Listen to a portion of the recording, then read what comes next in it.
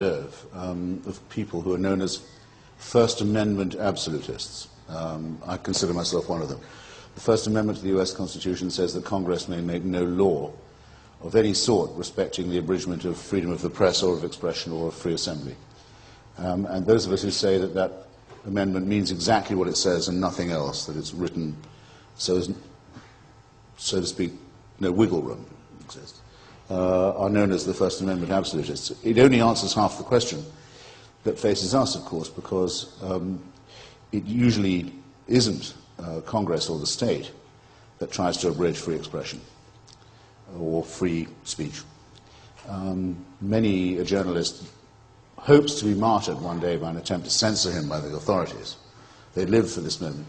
There are even singers, like the Dixie Chicks, who think that they can claim martyrdom of this kind. Actually, in the present situation, the main threat to free expression comes from public opinion. So for a Democrat, someone who believes in popular sovereignty, it's a very great problem that public pressure, the pressure of the masses, if you like, is the one that you most likely have to face, and it's also much the hardest to resist, because you'll be accused of being an elitist. You can even be accused of being a racist if you simply say, no, I'm sorry, I reserve the right to criticize anything I like, and in particular, if you reserve the right, insist upon the right to criticize faith or religion.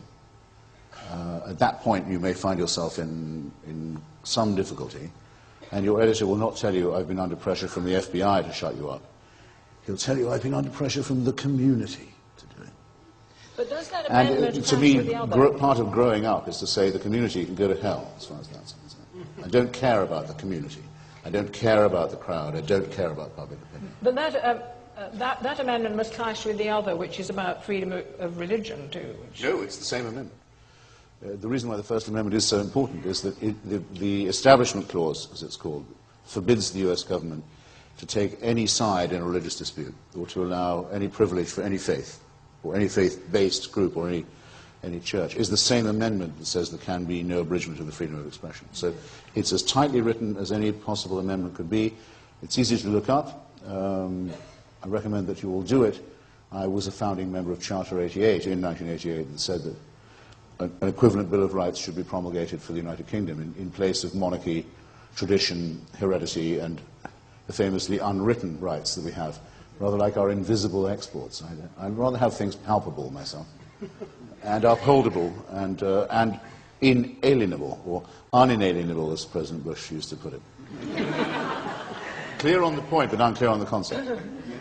I want to take up this very point, which is the nature of offence, that something that gives offence is seen to legitimize violence. And the classic case that we're familiar with, all of us, is of the cartoons in the Danish newspaper, which appeared in the September, and only by the December of that year in Denmark had caused trouble across the world. 50 countries reproduced these cartoons, so that we all knew what we were talking about. But ambassadors were withdrawn from Copenhagen, and embassies around the world, Danish embassies, were attacked, and many people died because of cartoons. Can one just say, are a set of not very sophisticated cartoons worth a whole set of lives, Christopher?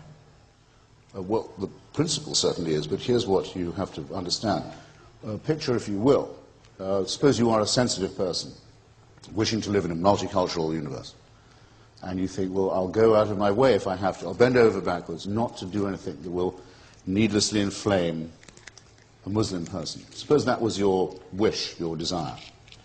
How could you possibly have known, if you'd made that resolution, that some caricatures, actually, published in an afternoon paper in Copenhagen, would lead to an international pogrom against a small Northern European democracy, with its diplomatic immunity violated, its embassies burned, the embassies of a democracy burned, I mean to say, by mobs in the capital cities of dictatorships like Libya and Syria, where demonstrations are not normally allowed, where suddenly the police don't show up, where people who look Scandinavian are attacked, where anyone who is Scandinavian is condemned and subjected to a boycott, a racist boycott, in fact.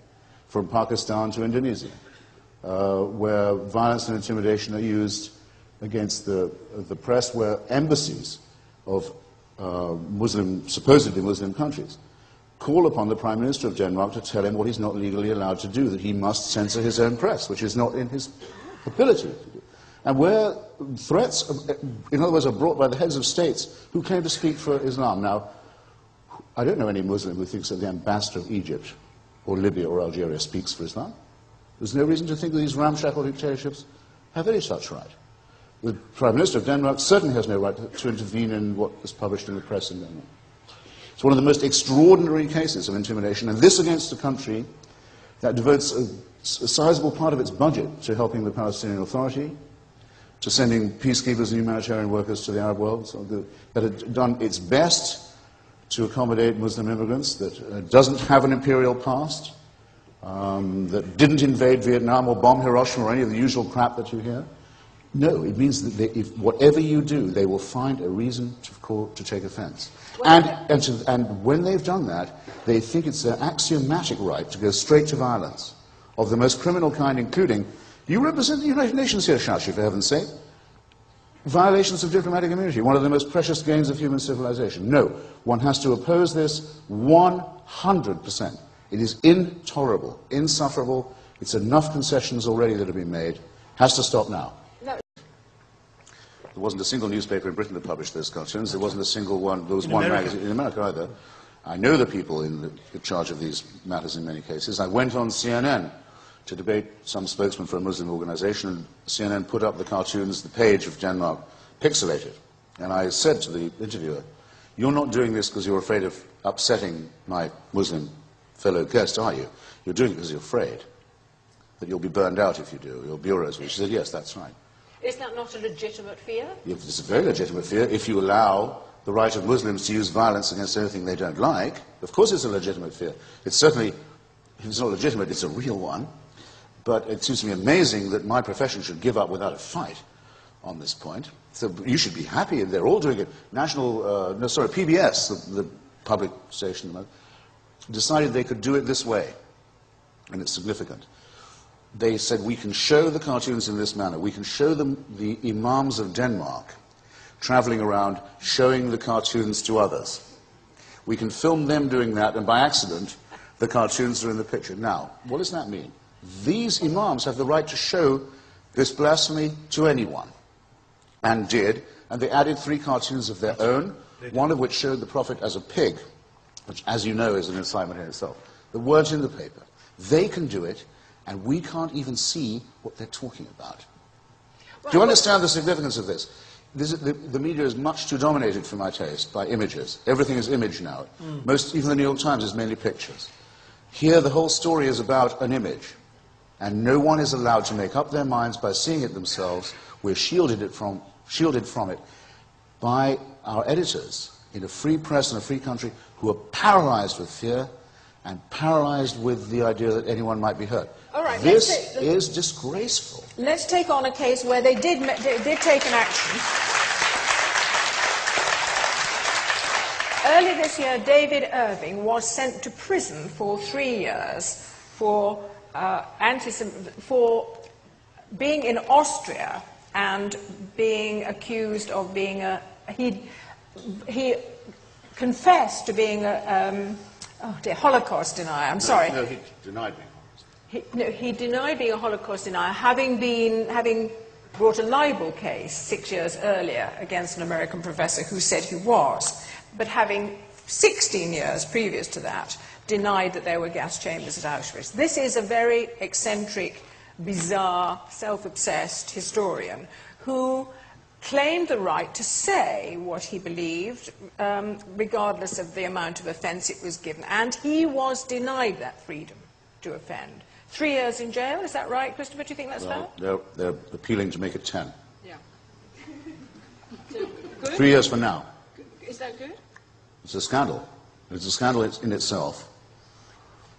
And as it happens by its timing, because it almost the same week as the Danish controversy, it allowed Muslim demagogues to say, you see, the West doesn't really believe in free speech. And I would take that as a criticism of Western governments, not of myself, because I defend Irving too, and for several years have been doing so. Not just for his right to do this as a matter of free speech, but actually as a matter of free inquiry. I'll say it now and I'll take my chances, but I've read all of David Irving's books on the Third Reich, and I don't think anyone who hasn't read them is educated in the argument. Even at that trial in London with Deborah Lipstadt, who's the woman you mean, John Keegan, many other eminent historians came into court and said what I've said repeatedly in print. He is a very major contributor to the subject. He's the man who showed the Goebbels diaries, sorry, the Hitler diaries were a fraud and the Goebbels diaries were genuine, when Hugh Trevor Roper, our doyen of historians, fell for it the wrong way. I think he has the right to advance his claims as well